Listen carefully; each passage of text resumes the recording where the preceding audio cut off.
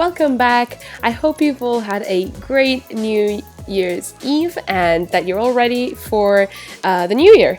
So for 2018, I am trying to kind of keep things a little bit more simple, but still in the classic tradition of bullet journaling. If you still haven't seen my 2018 bullet journal setup, I will link it in the description box below. But I decided to have them both in two different separate videos, my January plan with me and my 2018 setup, just because they both have very different things to discuss about. So for January, I decided to go for a very simple kind of rosy theme because it is my favorite thing to doodle. It's like roses and leaves and shrubbery and stuff, so I just decided why not. So yeah, for the title page, just went with some simple calligraphy and a little ring of roses and leaves. It's just basically a little bouquet to go around it to decorate it.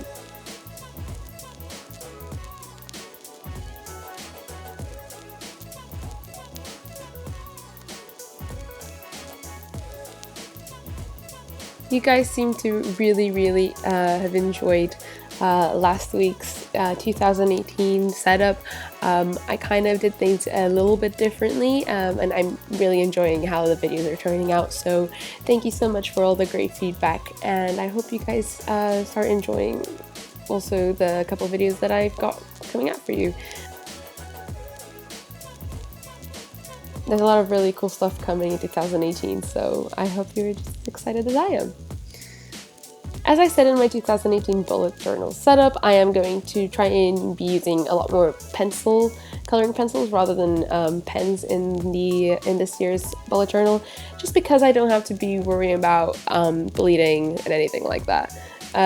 So yeah, I'm using my Faber-Castell polychromos to kind of just give in a little bit of shading into my bouquet.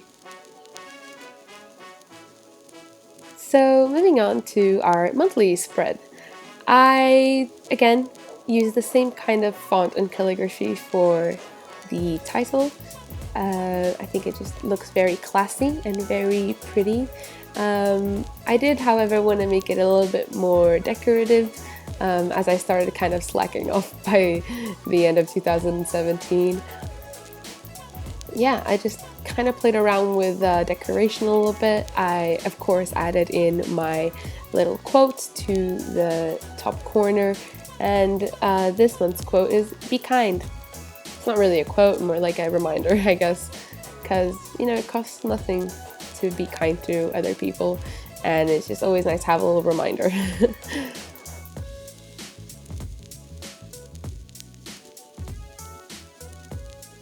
In terms of materials that I'm using, I again am leaving everything in the description box below, as I always do, but for simple little texts I use my small or extra small fine liner from Faber-Castell's Pitt Artist pen set, and I will use my Pseudoniki. I just completely probably butchered that name, but my brush pen that I got from Amazon as well. Again, everything is linked below.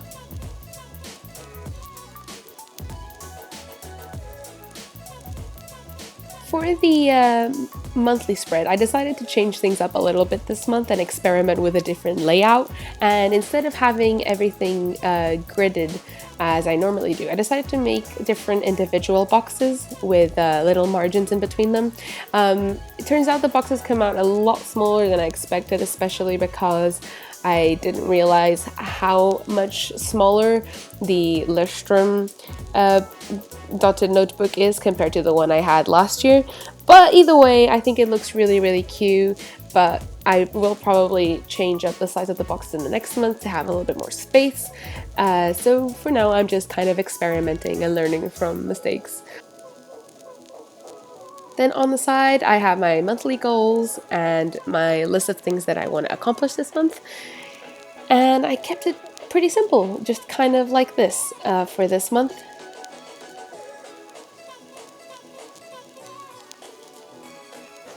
And something that I'm trying to incorporate into my bullet journal this year a lot more is putting in some pictures that kind of inspire me or remind me of this month. So I printed out a bunch of little thumbnail pictures that I really like that suit the themes that I'm planning on using, and then I just kind of stick them in with some nice little tape. And I think it looks really, really cute and gives it a very scrapbooky style kind of look. And I just think it looks really nice. So I'm gonna start doing this a lot more, especially in my weekly spreads.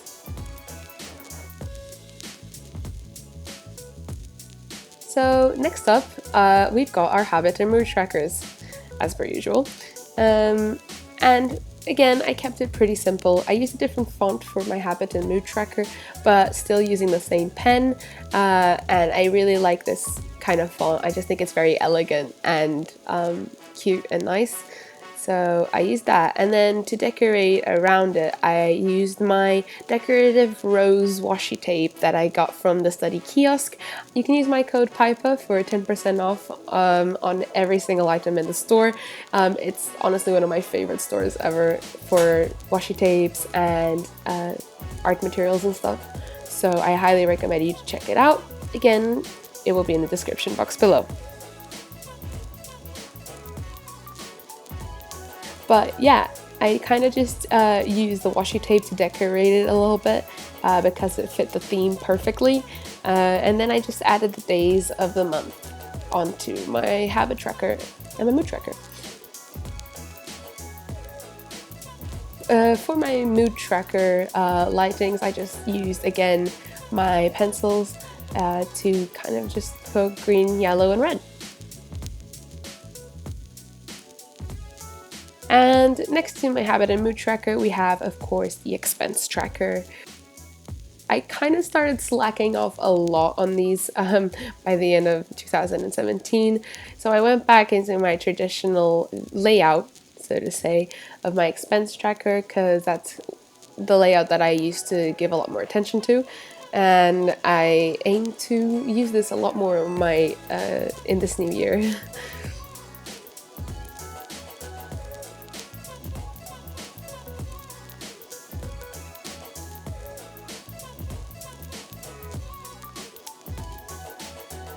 And now for the first weekly spread of the month.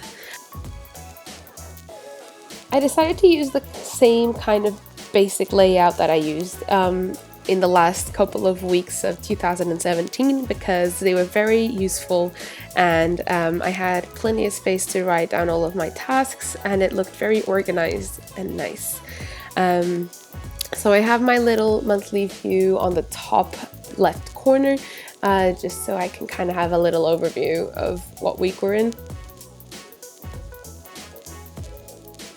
And then underneath that, I normally have a little weekly events log, which I always like to keep quite small and petite, but it's always good to kind of just look at how busy my week's gonna be.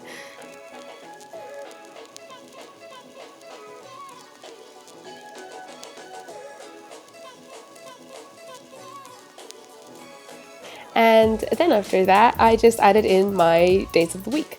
And I've seen a lot of spreads on Pinterest where they put the days of the week and stuff on the right-hand side rather than on the left-hand side of the headers. And I think it looks really, really cute.